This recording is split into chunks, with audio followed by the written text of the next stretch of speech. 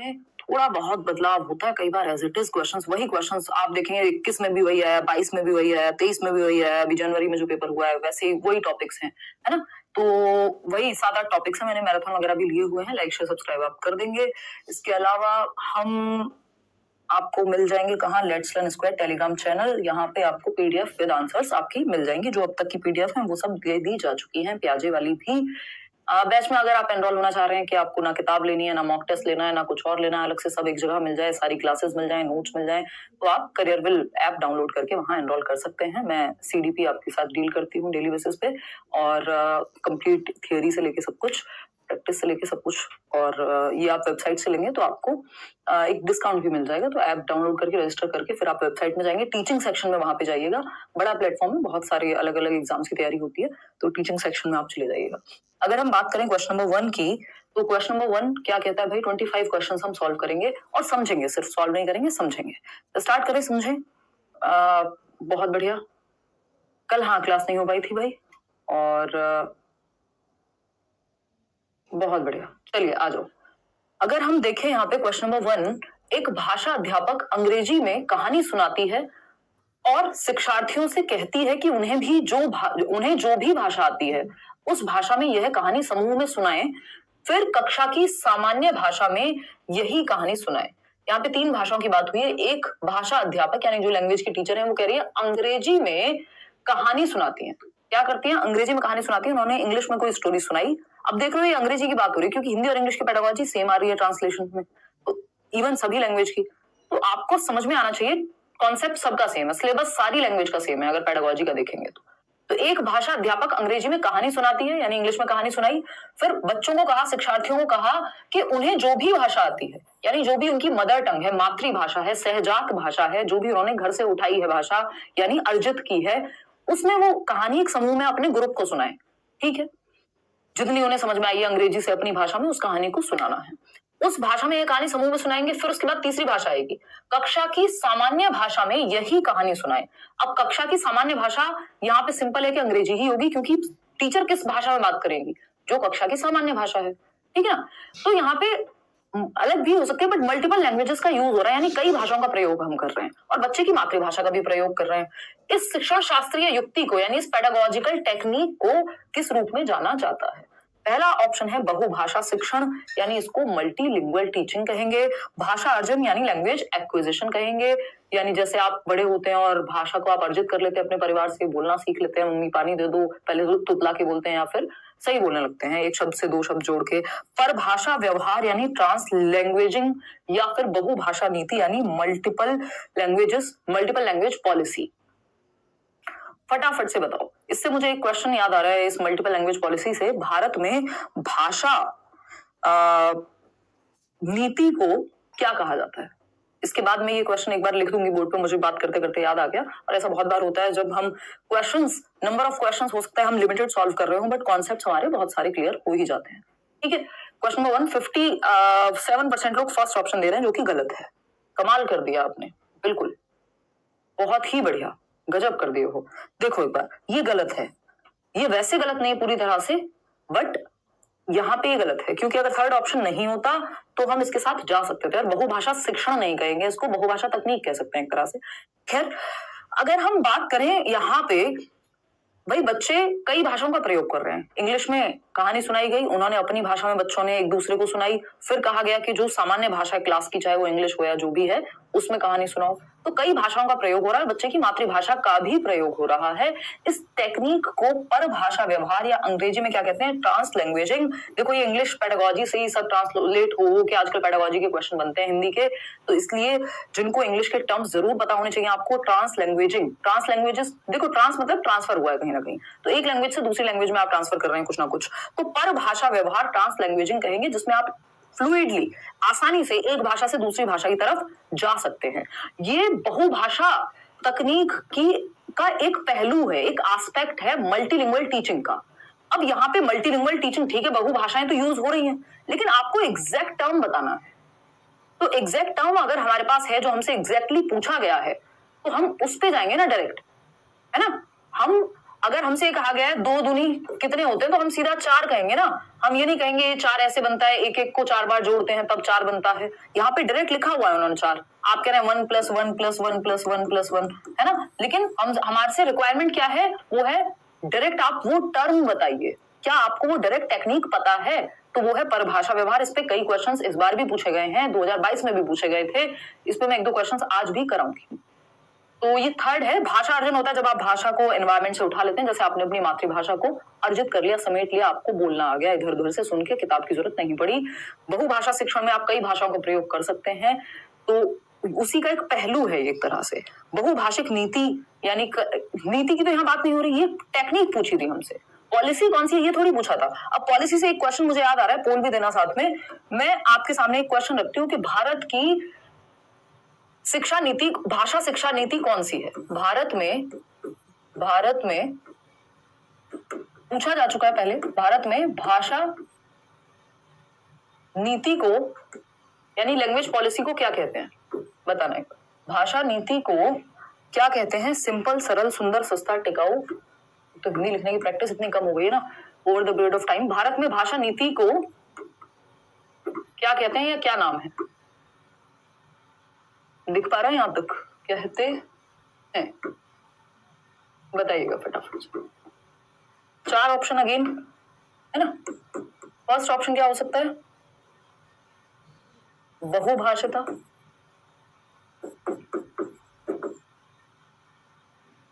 Second option मातृभाषिकता,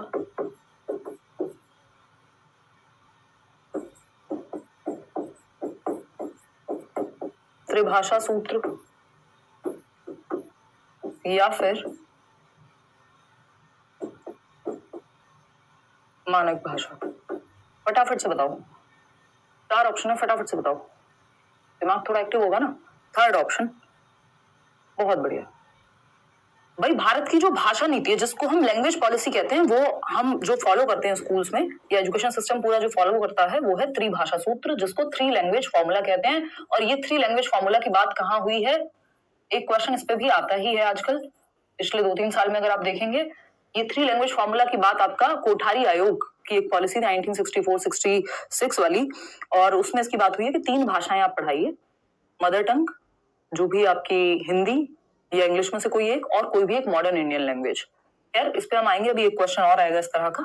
तो भारत की language policy को हम त्रिभाषा सूत्र कहते हैं, इसको ही हम ध्यान में रखते हैं। इस पे बवाल भी हुआ था साउथ में। क्वेश्चन नंबर 2 देखिएगा एक बार, ये क्या कहता है? क्वेश्चन नंबर 2 कहता है कक्षा 7 की अध्यापिका यानी क्लास 7 की टीचर हैं, जो जोड़ियों में यानी पेयर्स में, जोड़ों में मतलब 2-2 के बच्चों का, मान लीजिए 30 बच्चे हैं, 15 पेयर बना दिए, 2-2 बच्चों का एक पेयर, ठीक है ना। ग्रुप नहीं कहेंगे, ग्रुप में 2 से अधिक लोग होते हैं, ठीक। तो जोड़ियों, अध्यापिका जोड़ियों में कार्य करवाने वाली गतिविधि करवा रही हैं, जिसमें सभी जोड़ियों पेयर्स को 10 वाक्यों की कहानी पर काम करने के लिए दिया जाता है। पहली जोड़ीदार पहला वाक्य पढ़ती हैं, यानी 2 बच्चे हैं, उसमें से बच्चा ए है जो पहला वाक्य पढ़ रहा है, और दूसरी जोड़ीदार उस वाक्य को लिखती है, यानी ए ने वाक्य पढ़ा और बी ने लिखा, बी ने राइट किया और ए ने रीड किया। सिंपल है, पढ़ा ए ने, लिखा जो पढ़ा गया है। मान लीजिए मैंने लिखा, मैंने पढ़ा वाक्य श्रुतलेख, और आप लिख रहे हैं वाक्य श्रुतलेख, ठीक। तो ऐसे हो रहा है 15 जोड़े या जितने भी जोड़े हैं क्लास में। अब दूसरी जोड़ीदार दूसरा वाक्य पढ़ती है, अब दूसरा कोई ग्रुप है, दूसरा कोई पेयर है, सॉरी, अब वो एक बच्चा है, वहां पे एक लाइन पढ़ेगा, दूसरी बच्ची उसको लिखेगी, और पहली जोड़ीदार उस दूसरे वाक्य को लिखती है। इस तरह से दोनों जोड़ीदार कहानी पूरी करते हैं, बाद में वे मूल कहानी से अपने लिखे हुए की तुलना करते हैं। इस गतिविधि को क्या कहते हैं? यानी अब वो चेक कर रहे हैं कि सही लिखा है कि नहीं, जो बेसिक जो कहानी थी उसके हिसाब से सही भी है कि नहीं है। अब ये डिक्टेशन तो है, क्योंकि जब आप स्पेलिंग चेक कर रहे हो या देख रहे हो कि मैच हो रही हैं चीजें या नहीं, जिसको हम आम भाषा में इमला कह देते थे, कि बचपन में टीचर या माँ बाप हमारे बोलते थे कि ये लिखो, वो बोल रहे हैं और हम लिख रहे हैं, ताकि हमारी वर्तनी की अशुद्धियां ठीक हो सके। वर्तनी मतलब स्पेलिंग मिस्टेक्स क्लियर हो सके, है ना। तो ये श्रुत लेख है कि सुन के, डिक्टेशन कहते हैं अंग्रेजी में, सुन के लिख रहा है बच्चा। हाँ ये तो हो रहा है, श्रुत लेख ये दोनों तो हटा देंगे। पारस्परिक लेखन ये नहीं है कि एक लिख रहा है फिर दूसरा लिख रहा है, यहाँ पे बोलने की भी बात हो रही है, सुन के लिखने की बात हो रही है, तो इसलिए डिक्टेशन या श्रुत लेख तो जरूर आएगा। ठीक। पारस्परिक श्रवण, सिर्फ सुनने की बात नहीं हो रही, लिखने की भी हो रही है, तो श्रुत लेख है, सुनना और लिखना साथ में है, डिक्टेशन। ठीक। तो वाक्य श्रुत लेख, या सिर्फ वाक्य की बात हो रही है या नहीं, कहानी की बात हो रही है, यानी पारस्परिक श्रुत लेख, यानी रेसिप्रोकल डिक्टेशन। यानी एक बच्चा बोल रहा है, फिर दूसरा लिखेगा, दूसरा बोल रहा है, फिर पहला लिखेगा, तो सुन करके लिखा जा रहा है, तो यहाँ पे परस्पर चल रही है क्रिया, यानी रेसिप्रोकल है। अपने पीयर्स में वो कभी एक लिख रहा है, कभी दूसरा, तो ये पारस्परिक श्रुत लेख है जो दो लोगों के बीच में या ग्रुप्स के बीच में चल रहा है, या पेयर्स के बीच में। क्वेश्चन नंबर 3 देखिएगा और जवाब दीजिएगा फटाफट। क्वेश्चन नंबर 3 क्या कहता है, फटाफट से बताओ। क्वेश्चन नंबर 3 पोल में दोगे जवाब और फिर हम आगे बढ़ेंगे। क्वेश्चन नंबर 3 कहता है, वह भाषा क्या है जिसका प्रयोग हम दिन प्रतिदिन के लिए आमने सामने की अंतः क्रिया के लिए करते हैं। ये क्वेश्चन भी पता नहीं अलग अलग तरीके से कितनी बार पूछा जा चुका, लगभग हर बार आता है अब तो ये, है ना, कि वह भाषा क्या है जिसका प्रयोग हम दिन प्रतिदिन यानी डेली एक्टिविटीज के लिए, हिंदी में भी ऐसे ही पूछा जाएगा, इंग्लिश में भी, डेली एक्टिविटीज के लिए। फोन किया किसी को, अरे भाई क्या हालचाल है, क्या चल रहा है, दिन प्रतिदिन डेली यूज है लैंग्वेज का। आमने सामने की अंतः क्रिया के लिए, इंटरएक्शन के लिए, दोस्त से मिले और भाई क्या चल रहा है आजकल, फिर वो कहेगा क्या चल रहा है, ये चल रहा है, वो चल रहा है, कुछ भी दुनिया भर की बातें करेगा वो। आमने सामने की अंतर्क्रिया, सोशल इंटरेक्शन, है ना। मम्मी से मिले, मम्मी ने कहा हाँ और क्या पढ़ाई की आज, टीचर से मिले, नमस्ते किया या व्हाटएवर, ग्रीट किया उनको। ठीक। दो बच्चे मैदान में खेल रहे हैं, बातें कर रहे हैं आपस में, तो डेली लैंग्वेज जो हम यूज कर रहे हैं, इस अंत्यक्रिया को क्या कहेंगे, सिंपल है, 43% लोग सही जवाब दे रहे हैं, बिक्स कहते हैं अंग्रेजी में। अब आपको पता है, अगर बिक्स नहीं पता किसी को तो हिंदी का हम बहुत वो करते हैं ना कि यार सिर्फ हिंदी में पढ़ो, या तो भाई आजकल सिस्टम ही ऐसा है कि आपको टर्म्स इंग्लिश में भी पता होने चाहिए, और इवन ट्रांसलेशन में कई बार भाव गलत हो जाता है, तो अगर आपने प्रॉपरली ठीक से पढ़ लिया है इंग्लिश के टर्म्स को तो वो हेल्प करेंगे। बुनियादी अंतर वैयक्तिक संप्रेषण कौशल, बिक्स जिसको हम कहते हैं बेसिक इंटरपर्सनल, क्योंकि इसका नाम ही है इंटरपर्सनल, तो अंतर वैयक्तिक यानी अंतः क्रिया ही होगी इसमें। बेसिक इंटरपर्सनल कम्युनिकेशन स्किल्स, यानी वो स्किल्स जो हम इंटरपर्सनल कम्युनिकेशन में एक दूसरे से बातचीत में यूज कर रहे हैं, फोन पे बात करना, सामने बात करना, अपनी बात को कहना, दूसरे की बात को समझना, ये बेसिक इंटरपर्सनल कम्युनिकेटिव स्किल्स जो हैं बिक्स कहलाती हैं, जिसमें बातचीत की बात आएगी। इसका ऑपोजिट हो जाता है कैल्प, यानी एग्जैक्ट ऑपोजिट नहीं बट इससे डिफरेंट है, संज्ञानात्मक अकादमिक भाषा निपुणता, यानी कॉग्निटिव एकेडमिक लैंग्वेज प्रोफिशिएंसी, यानी जब आप भाषा का इस्तेमाल डेली नहीं, जो ज्ञान के सृजन के लिए कर रहे हैं, जिसमें आप एकेडमिक सब्जेक्ट पढ़ रहे हैं, प्रोफिशिएंसी आपकी उस पे है, तो वो कॉग्निटिव आपके जो ये हिंदी में अगर कहें तो संज्ञानात्मक अकादमिक भाषा निपुणता, कि आपकी उतनी पकड़ है कि आप किसी सब्जेक्ट को पढ़ के समझ पा रहे हैं, है ना। कॉग्निटिव एकेडमिक लैंग्वेज प्रोफिशिएंसी कहते हैं कैल्प, हिंदी और इंग्लिश दोनों में पूछा जाता है। तो ये पढ़ने लिखने के बारे में होती है, डेली एक्टिविटी के बारे में है, इसलिए हम इसको नहीं कह सकते। अगर ये पढ़ने के बारे में, पढ़ के चैप्टर को समझने के बारे में होती तो हम इसको कह देते। अंतरवैयक्तिक भाषा निपुणता, संप्रेषणात्मक भाषा कौशल, ये देखने में अच्छा लग रहा है, लेकिन हमारे पास एग्जैक्ट टर्म जब है तो हम इसके साथ क्यों जाएंगे, है ना। एक को 4 बार जोड़ के क्यों दिखाएंगे जब 2 दूनी 4 डायरेक्ट लिखा हुआ है। और देखिए क्वेश्चन नंबर, ये क्या कहता है भाई, क्वेश्चन नंबर 4 कहता है, मिडिल स्तर पर अध्यापन करने वाली अध्यापक एक पाठ्य सामग्री, मिडिल स्तर पर मतलब बोले तो कक्षा 6 से 8 के बीच में, है ना। आपका पेपर 1 हो, पेपर 2 हो, लैंग्वेज 1 हो, लैंग्वेज 2 हो, कोई फर्क नहीं पड़ता। अगर आप इस तरह के जितने भी सेशंस हम लोग डिस्कस करेंगे कर लेते हैं, आपकी प्रॉब्लम सॉल्व है, क्योंकि उन्हीं टॉपिक से क्वेश्चन बार बार सामने आएंगे, सिलेबस लिमिटेड है लैंग्वेज का। मिडिल स्तर पर अध्यापन, और जो आपने सीडीपी में पढ़ा है वो भी यहाँ काम आएगा। तो मिडिल स्तर पर अध्यापन करने वाले अध्यापक एक पाठ्य सामग्री यानी छोटी कहानी पठन के लिए देती है, एक छोटी सी स्टोरी दी कि पढ़ो 6 to 8 के बच्चों के लिए, और कहती है कि सत्ता एवं न्याय के दृष्टिकोण से, सत्ता एवं न्याय के दृष्टिकोण से, यानी जस्टिस के, पावर के, इन सबके व्यू पॉइंट से इस पाठ्य सामग्री के अर्थ व विचारों पर चर्चा करो कि ये पाठ्य सामग्री कहना क्या चाहती है। कोई न्यूज आर्टिकल दे दिया, कोई स्टोरी दे दी, और कहा गया कि जस्टिस हो रहा है क्या इसमें। वो कौन सी कहानी होती थी जो बचपन में नहीं होती थी, 2 बैल थे और एक वो बैल प्रेमचंद की आई थिंक कोई कहानी है, ठीक। तो अब उसमें आप सोचते हो कि यार इसने इसके दोस्त ने सही किया कि गलत किया, है ना। आपको सोचने के लिए कहा जा रहा है, दिमाग पे जोर डालेंगे अब आप, है ना। क्या जस्टिस हुआ। अध्यापक अपने शिक्षार्थियों में किसका विकास करने की चेष्टा कर रही है, बताओ किस चीज का विकास, कौन सी कहानी थी, बताओ जल्दी, है राहुल।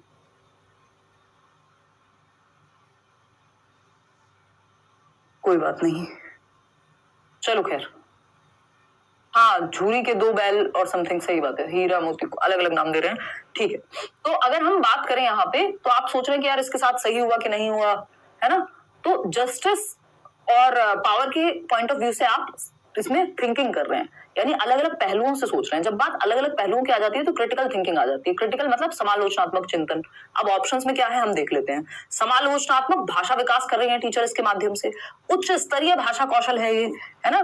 समालोचनात्मक साक्षरता कौशल है या समालोचनात्मक शिक्षण शास्त्र है। अब ये ऑप्शंस ने क्वेश्चन को मुश्किल बना दिया, अदरवाइज क्वेश्चन आसान था, क्योंकि सोचने की बात हो रही है, अलग अलग व्यू पॉइंट्स, अलग अलग परिप्रेक्ष्य से हम किसी चीज को देख पा रहे हैं, दृष्टिकोण से देख पा रहे हैं, तो यानी समालोचनात्मक चिंतन तो हो रहा है बच्चे का क्रिटिकल थिंकिंग, जो 21वीं शताब्दी के कौशलों में आता है, जो आपकी नेशनल एजुकेशन पॉलिसी नई शिक्षा नीति भी कहती है। तो समालोचनात्मक भाषा विकास कराने की कोशिश है, उच्च स्तरीय भाषा कौशल है, समालोचनात्मक साक्षरता कौशल है, समालोचनात्मक शिक्षण शास्त्र है। किसका विकास करने की बात कर रहे हैं? देखो अगर आप देखेंगे तो ये एक टर्म है, एग्जैक्ट टर्म है। अब ये टर्म वाला क्वेश्चन हो जाता है, कुछ क्वेश्चंस ऐसे होते हैं जिनका फैक्चुअल आंसर होगा। समालोचनात्मक साक्षरता कौशल यानी क्रिटिकल लिटरेसी स्किल्स, इंग्लिश में कह देते हैं, आता है और क्वेश्चन सेम इंग्लिश में भी। क्रिटिकल लिटरेसी स्किल्स यानी इसमें क्रिटिकल थिंकिंग भी आ रही है बच्चे की, और वो लिटरेसी भी बेहतर हो रही है, यानी अब वो इसका अर्थ निकालना, इस पे विचार करना, इस पे रिफ्लेक्ट करना, इस पे चिंतन करना, क्या सही है क्या गलत है, हर एक पहलू से देखना किसी चीज को, है ना? तो ये स्किल्स में अपने आप भाषा विकास हो जाएगा, कौशल इसके अंदर होंगे बच्चे में, तभी वो इस समालोचनात्मक चिंतन कर पाएगा, क्योंकि उसके अंदर वो भाषा कौशल हैं। ठीक, समालोचनात्मक शिक्षण शास्त्र, ये पेडागोजी थोड़ी है कि उसको बच्चे को थोड़ी पढ़ाना सीखना है यहाँ पे, उसका तो सिंपल साक्षरता कौशल है कि वो लिटरेसी सीख रहा है, साक्षर हो रहा है इस चीज में कि अलग अलग व्यू पॉइंट से कैसे किसी चीज को देख पाते हैं। तो समालोचनात्मक साक्षरता कौशल इसको हम कहते हैं। आगे बढ़ेंगे क्वेश्चन नंबर 5 पे। क्या कहता है क्वेश्चन नंबर 5? फटाफट से देखेंगे और समझेंगे, जवाब देंगे। अगर मैं देखूं, क्वेश्चन नंबर 5 कहता है शिक्षण की वह विधि जिसमें अध्यापक और 4 विद्यार्थी विभिन्न भूमिकाओं के साथ एक सहयोगात्मक अधिगम समूह का गठन करते हैं। पाठ्य वस्तु की विषय वस्तु पर संवाद किया जाता है, जिससे समीपस्थ विकास का क्षेत्र यानी वो प्रॉक्सिमो डिस्टल जो दायरा है, अब आपने जो भी पेडागोजी में पढ़ा है वो बहुत काम का हो जाता है यहाँ पे, कि जहां तक संभावना है कि आपका विकास हो सकता है, जो वाइगोस्की की बात होती है, और परिणामतः पठन बोध में सुधार हो जाता है। इस विधि को क्या कहते हैं? यानी अध्यापक और विद्यार्थी दोनों साथ में कर रहे हैं किसी काम को, जहां जरूरत पड़ रही है टीचर से पूछ रहे हैं, टीचर अपने विचार बता रहा है किसी एक पाठ को लेके, बच्चे अपने विचार, यानी चर्चा परिचर्चा हो रही है। यानी सहयोगात्मक अधिगम समूह यानी कोऑपरेटिव ग्रुप बना हुआ है, जहां कोलैबोरेट करके साथ में टीचर बच्चे से, बच्चे टीचर से, सब मिलकर के सीख रहे हैं। इसको रेसिप्रोकल टीचिंग कहते हैं अंग्रेजी में, और हिंदी में पारस्परिक शिक्षण कहेंगे, और ये रीडिंग में बहुत काम आता है। संरचनात्मक उपागम नहीं है कि आप संरचना देख रहे हो, कंस्ट्रक्ट कैसे करते हैं किसी सेंटेंस को, बल्कि यहाँ पे समझ की बात हो रही है। मॉडल पठन होता है कि मॉडल रीडिंग जिसको कहते हैं, टीचर ने पढ़ के दिखाया अच्छे से उच्चारण के साथ, और बच्चे फिर उस चीज को वैसे ही पढ़ रहे हैं, वो नहीं है यहाँ पे। यहाँ पे समझ की भी बात हो रही है, बच्चे की समझ बेहतर हो रही है, क्योंकि टीचर और बच्चे साथ में मिलकर सीख रहे हैं। मोर नॉलेजेबल अदर, समीपस्थ दूरस्थ विकास, जो आपका मान लीजिए आप खुद से यहां तक जा सकते थे, लेकिन टीचर के सहयोग से आप यहां तक पहुंच जाएंगे अब, ठीक है ना? तो पारस्परिक शिक्षण यानी रेसिप्रोकल टीचिंग, बच्चे टीचर से सीख रहे हैं, टीचर बच्चे से, सब आपस में जहां जिसको जरूरत पड़ रही है अपने विचार प्रस्तुत कर रहे हैं, परस्पर शिक्षण हो रहा है। आगे बढ़ेंगे, क्वेश्चन नंबर 6 देखिएगा, उपचारात्मक शिक्षण किसके लिए है? ये क्वेश्चन आता रहा है, आता रहेगा। उपचारात्मक शिक्षण जिसको इंग्लिश में डायग्नोस्टिक टीचिंग कहते हैं, डायग्नोस्टिक टीचिंग कहते हैं, डायग्नोस्टिक एंड रेमेडियल टीचिंग कहते हैं हम इसको, है ना? रेमेडियल, ये वर्ड्स याद होना जरूरी है। देखिएगा, तो अगर उपचारात्मक शिक्षण किसके लिए है, तो उन शिक्षार्थियों और अध्यापकों के लिए जिन्हें अपने शिक्षण अधिगम युक्तियों को समझने और बदलने और सुधार लाने की जरूरत है, उनके लिए उपचारात्मक शिक्षण होना चाहिए। उन शिक्षार्थियों और अध्यापकों के लिए जो भाषा की परीक्षा में अधिक अंक लाना चाहते हैं, देखो अंक लाना कभी भी पर्पस होता ही नहीं है पेडागोजी में, ठीक? बच्चे का भला अंक से नहीं, समझ से होगा, अंक अपने आप आ जाएंगे। एक्सेलेंस के पीछे भागो, सक्सेस चकमार के पीछे आएगी। याद कीजिए 3 इडियट्स, यही पेडागोजी का पूरा सिद्धांत है, ठीक? थर्ड ऑप्शन है उन शिक्षार्थियों के लिए जिन्हें भाषा अधिगम के कुछ आयामों पर ध्यान देने की आवश्यकता है, यानी कुछ ही आयामों पे, बट कौन से आयाम? जहां कठिनाई हो। तो ऐसा नहीं है कोई भी रैंडम कुछ आयाम, कौन से कुछ आयाम? जहां कठिनाई हो, वहीं तो उपचार दिया जाएगा, जहां बीमारी तो हो कोई। अगर कुछ है ही नहीं दिक्कत तो डॉक्टर जबरदस्ती थोड़ी मुझे दवाइयां दे देगा, ठीक है ना। अगर हम देखें उन अध्यापकों के लिए जिन्हें भाषा सीखने वाले कुछ शिक्षार्थियों के लिए अपने शिक्षण में सुधार की जरूरत है, यानी उन टीचर्स के लिए, सिर्फ टीचर्स के लिए है ये नहीं भाई, टीचर और स्टूडेंट दोनों के लिए है। टीचर के लिए क्या कैसे सही है, बच्चे के लिए कि उसको कठिनाई कहाँ है, वो किस चैप्टर में किस जगह पे अटकता है, कहाँ दिक्कत है, तो उसको सुधार लाइए आप, तो वो उपचारात्मक शिक्षण में आएगा, दोबारा पढ़ाइए, नए तरीके से पढ़ाइए। टीचर के लिए कि टीचर का जो टीचिंग मेथड है उसमें दिक्कत कहाँ है, उसको अपनी टीचिंग में इंप्रूवमेंट की कहाँ जरूरत है ना। ऐसा थोड़ी कि टीचर को कोई जरूरत ही नहीं है चेंज की। तो उन शिक्षार्थियों और अध्यापकों के लिए, यानी टीचर के लिए भी और स्टूडेंट्स के लिए भी, जिन्हें अपने शिक्षण अधिगम में जो टीचिंग लर्निंग प्रोसेस है, उनकी टेक्निक्स है, मेथड्स हैं, उनमें बदलाव और सुधार लाने की जरूरत है। चाहे वो बच्चे को, चाहे किसी एक चैप्टर में दिक्कत है ना, किसी एक पॉइंट में दिक्कत है, तो टीचर और बच्चे दोनों में यहाँ चेंज आ सकता है उपचारात्मक शिक्षण के माध्यम से। और उपचारात्मक शिक्षण होता ही है जहां बच्चे को दिक्कत है, सुधार लाने की जरूरत है। ये नहीं कि कुछ आयामों पर ध्यान देने की जरूरत है, जहां मुश्किल है, बच्चे को दिक्कत है, वहां ध्यान देने की जरूरत है, उसी को उपचारात्मक शिक्षण कह रहे हैं। ठीक, फर्स्ट ऑप्शन। क्वेश्चन नंबर 7 देखिएगा और जवाब दीजिएगा। क्वेश्चन नंबर 7 कहता है, भाषा शिक्षा पर राष्ट्रीय शिक्षा नीति 2020 के संदर्भ में कौन सा कथन सही नहीं है, नॉट। तो ध्यान से पढ़ना होता है नॉट वाले क्वेश्चंस को। त्रिभाषा सूत्र के अंतर्गत भारतीय भाषाओं का अध्ययन, ये सही नहीं है, बिल्कुल सही है, भारतीय भाषाओं की बात होती है थ्री लैंग्वेज फॉर्मूला में, है ना। त्रिभाषा सूत्र के अंतर्गत भाषा के रूप में अंग्रेजी भाषा का अध्ययन, चलो ये भी होता है, इंग्लिश लैंग्वेज की भी बात हुई है थ्री लैंग्वेज फॉर्मूला में। त्रिभाषा सूत्र के अंतर्गत, ये त्रिभाषा सूत्र क्या है, भारत की भाषा पॉलिसी है, भाषा नीति है, इसके आधार पर भाषाएं पढ़ाई जानी चाहिए, ये एक पॉलिसी है। त्रिभाषा सूत्र के अंतर्गत शास्त्रीय भाषा का अध्ययन, यानी जो क्लासिकल लैंग्वेजेस हैं उनका अध्ययन जो है आपका, क्लासिकल लैंग्वेजेस का अध्ययन त्रिभाषा सूत्र में, ये बात कही गई है, बताओ एक बार। नेशनल एजुकेशन पॉलिसी कह रही है, हाँ नेशनल एजुकेशन पॉलिसी कह रही है शास्त्रीय भाषाओं के बारे में, बट त्रिभाषा सूत्र के माध्यम से नहीं कह रही है।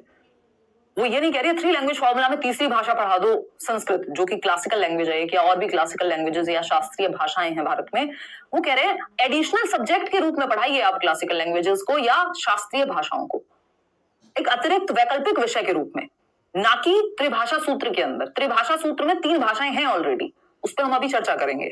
त्रिभाषा सूत्र के अंतर्गत मातृभाषा, घर की भाषा का अध्ययन, भाई ये तो होता ही है त्रिभाषा सूत्र में, मदर टंग की भी बात हुई है ना, अंग्रेजी की भी बात हुई है, भारतीय भाषाओं की भी बात हुई है, जो क्षेत्रीय भाषाएं हैं बच्चे की, या मॉडर्न इंडियन लैंग्वेजेस हैं जो भारतीय भाषाएं हैं, उनकी बात हुई है। लेकिन त्रिभाषा सूत्र के अंतर्गत शास्त्रीय भाषा का अध्ययन, ये आपकी जो भाषा, जो राष्ट्रीय शिक्षा नीति है वो ये नहीं कहती।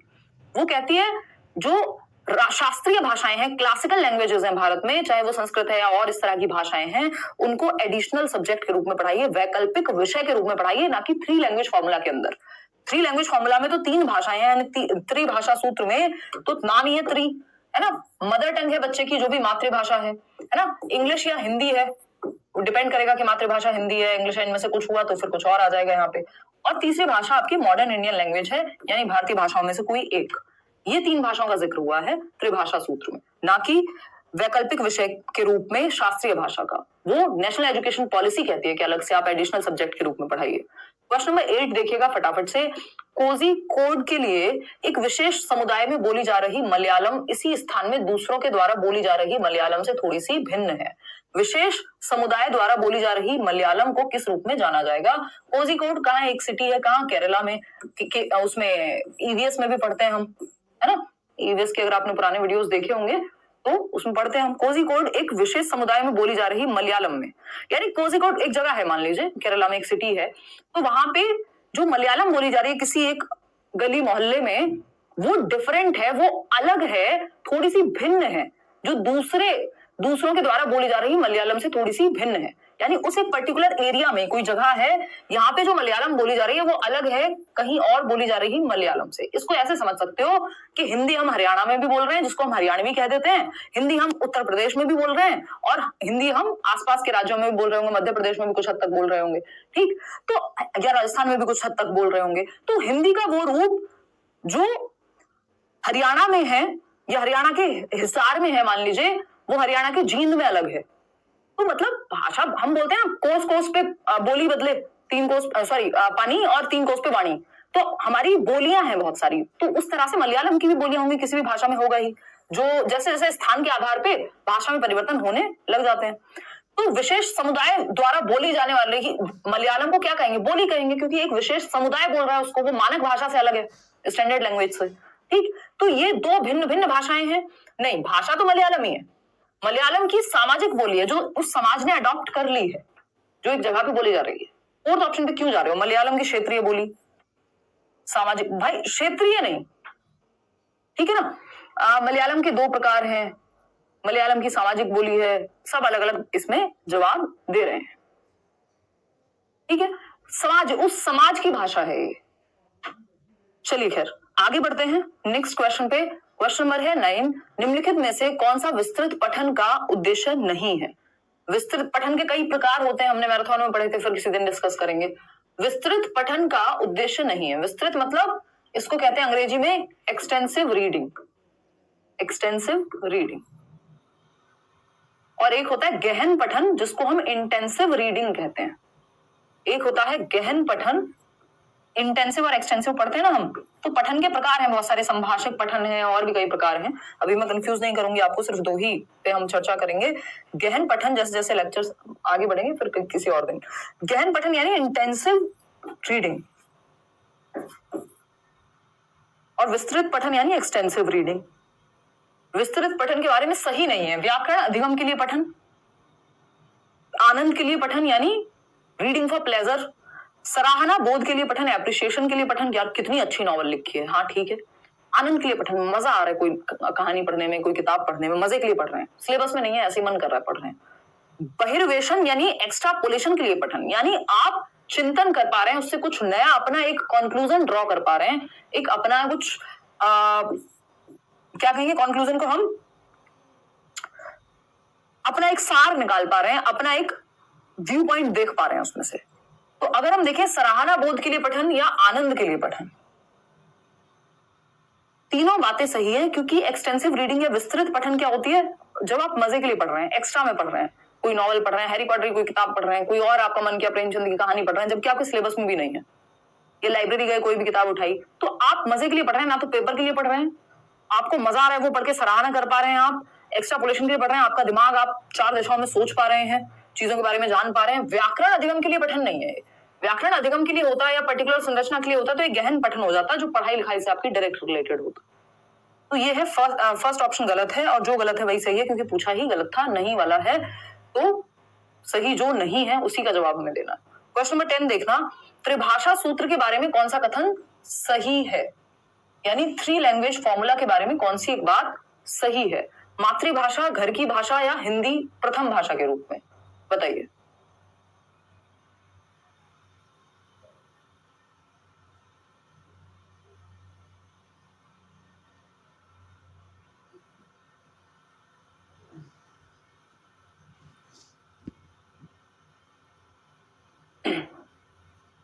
देखना एक बार, त्रिभाषा सूत्र के बारे में कौन सा कथन सही नहीं है,